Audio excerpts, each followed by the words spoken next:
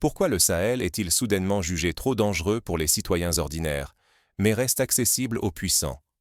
Prenons le Burkina Faso.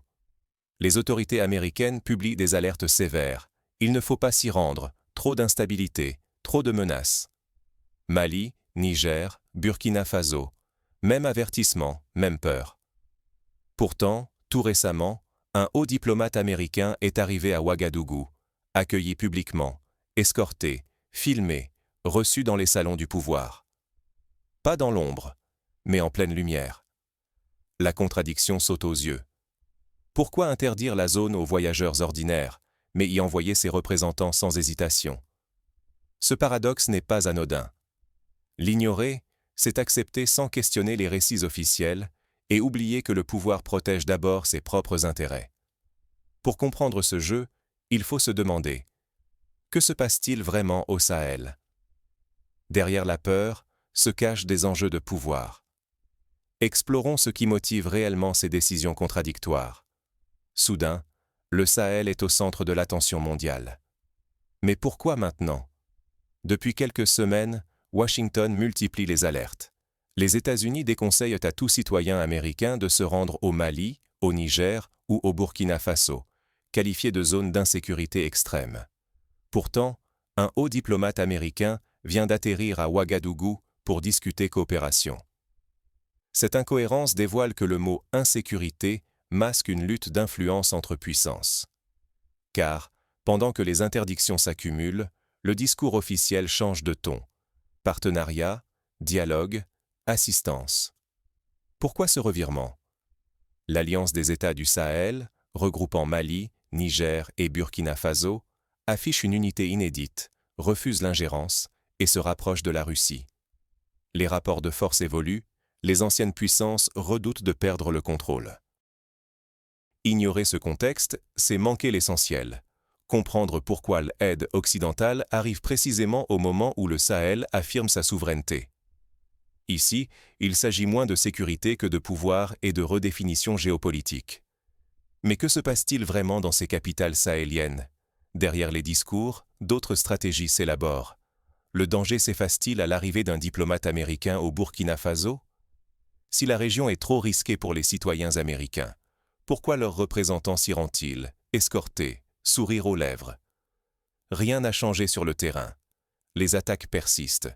Les villages restent sous la menace. En réalité, cette visite n'est pas dictée par la solidarité, mais par la crainte croissante à Washington de perdre son influence. Le Burkina Faso, le Mali et le Niger s'organisent, nouant de nouveaux partenariats.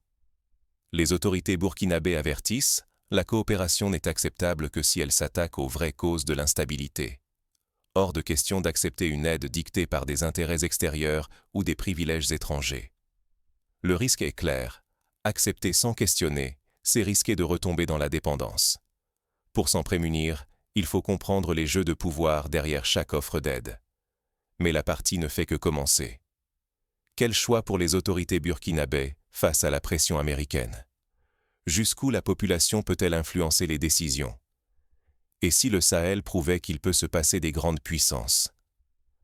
Ce qui se joue dépasse la simple lutte contre l'insécurité. C'est un affrontement entre une région qui veut écrire ses propres règles et des puissances qui refusent de céder du terrain. Jamais le Sahel n'a montré une telle unité. L'alliance, la coordination militaire, les réformes internes, ces choix traduisent une volonté de rompre avec le passé, d'imposer une voie nouvelle. Mais cette confiance puise dans une mémoire douloureuse. Les populations gardent le souvenir des interventions étrangères, souvent source d'aggravation des crises. Bases militaires inefficaces, missions antiterroristes qui étendent l'insécurité, aides conditionnées freinant la souveraineté. Tout cela nourrit la méfiance, personne n'oublie. Face à ce passé, les nouveaux dirigeants tranchent. Désormais, l'intérêt des citoyens prime. Les priorités se décident à Bamako, Ouagadougou et Niamey pour répondre à l'appel à la dignité et à la sécurité.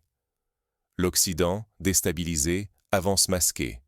Place aux discours de partenariat et aux visites diplomatiques.